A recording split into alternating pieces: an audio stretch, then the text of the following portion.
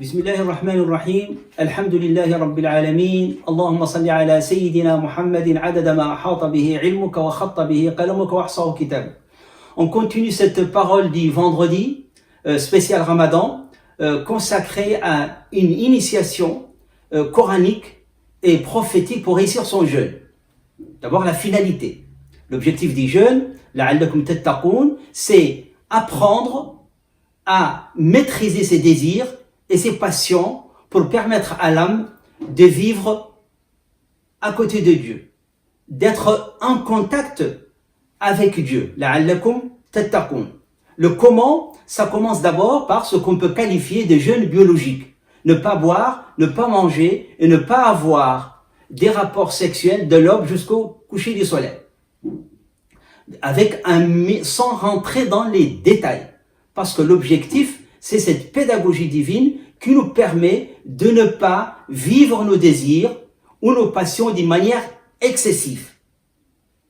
Parce que tout excès est mauvais et pour la santé physique et pour la santé morale. Mais il ne s'agit pas de mortifier le corps. L'homme est appelé à acquérir un confort matériel.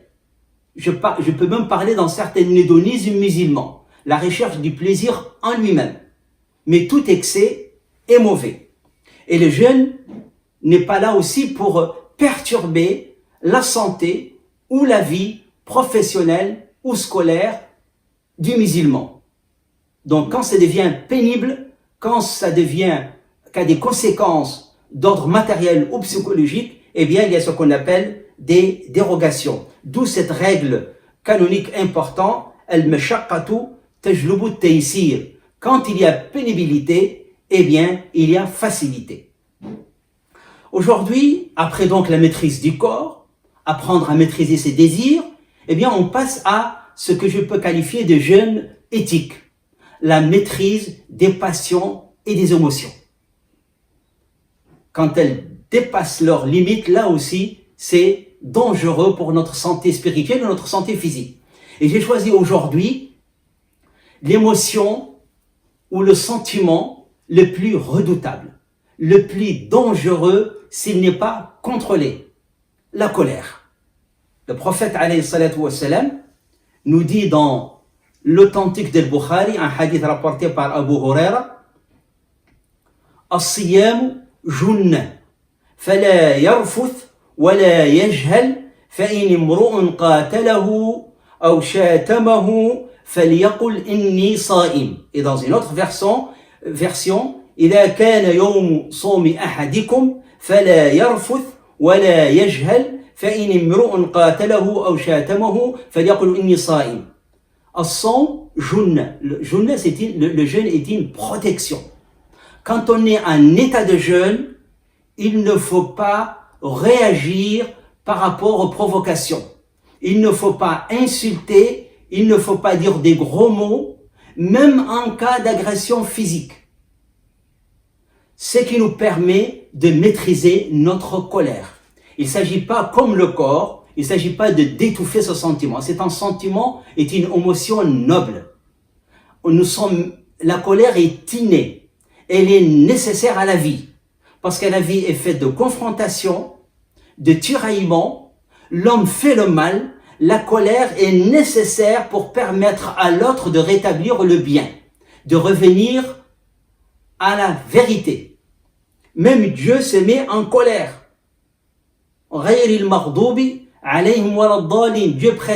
Que Dieu nous préserve de sa colère. C'est un attribut, mais ce n'est pas un nom. On ne trouve pas un nom de Dieu, Al-Qadoub, le coléreux.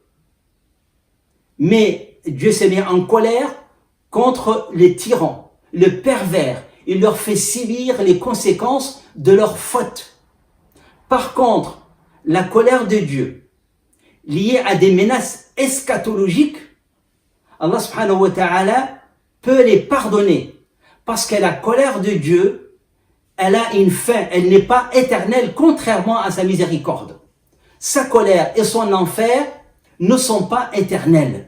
Ça nous donne une autre idée de Dieu, d'une grande miséricorde, d'une grande indulgence, Al-Halim. Les théologiens musulmans nous disent أن الله لا يخلف وعده ويخلف وعيده. Dieu tient sa promesse mais n'exécute pas sa menace. Donc Dieu se met en colère, mais une colère juste pour établir le bien, une colère nécessaire. Les prophètes qui sont notre modèle se mettent en colère. Moïse s'est mis en colère contre sa communauté quand ils ont adoré le veau d'or. Une colère difficile. Il s'est mis en colère avec fermeté. Il a même cassé les tables contenant la loi, la parole de Dieu. Il a tiré par les cheveux un prophète, son frère, mais pour établir la vérité, l'unicité de Dieu. Choqué par cette dérive dans le domaine de la croyance. Jésus, connu pour sa douceur, l'exemple idéal de la douceur, s'est mis en colère contre les marchands du temple. Il a cassé les chaises. Le prophète alayhi salatu wassalam s'est mis en colère contre un de ses compagnons qui a tenu des propos racistes. Donc la colère en elle-même, elle est innée, elle est nécessaire.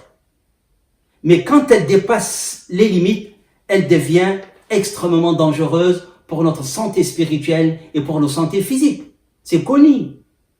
L'effet de la colère sur le corps, elle provoque des maladies.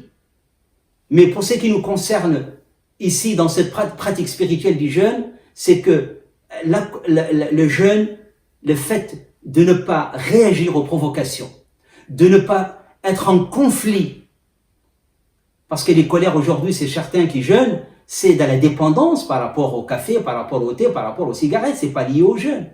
Donc quand on est en état de jeûne, nous dit le prophète alayhi salatu wassalam, il faut éviter le conflit.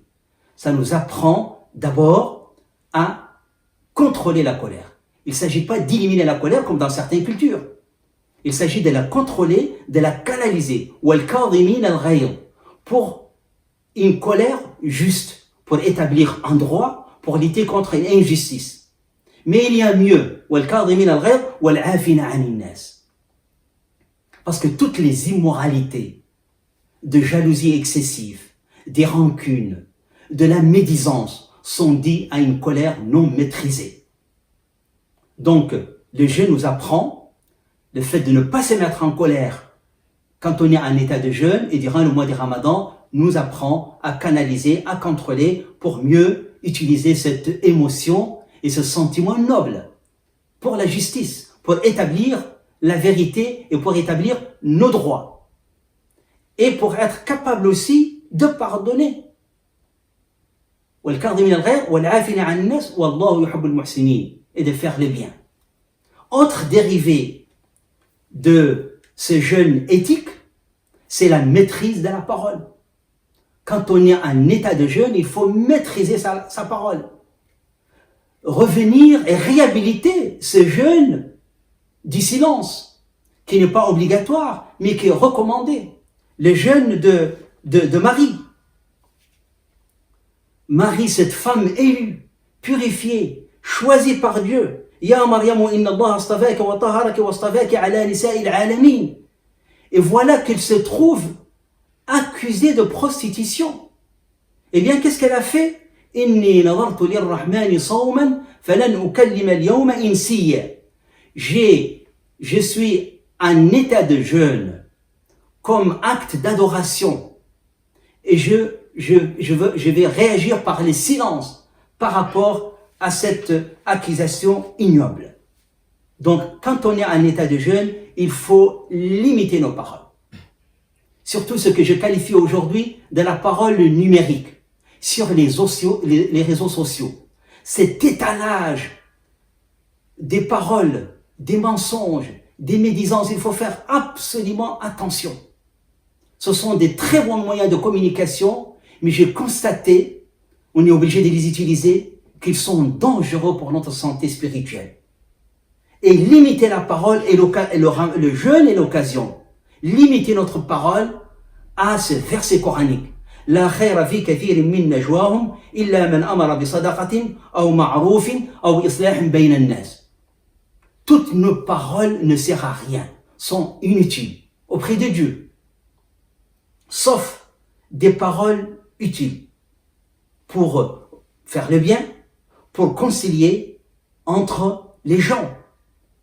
Et pendant le mois du Ramadan, c'est recommandé de maîtriser sa parole et surtout, et ça c'est qui? S'il y a un domaine où on doit rentrer dans les détails, c'est les immoralités que provoque une parole non maîtrisée, surtout la médisance.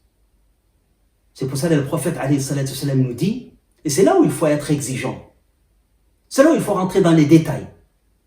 Il y a des musulmans et des jeûneurs qui n'ont de leur jeûne qu'à la faim et la soif, parce qu'ils sont en état de jeûne biologique, mais ils ont rompu le jeûne par la médisance et par le mensonge et par les vulgarités et par les violences verbales.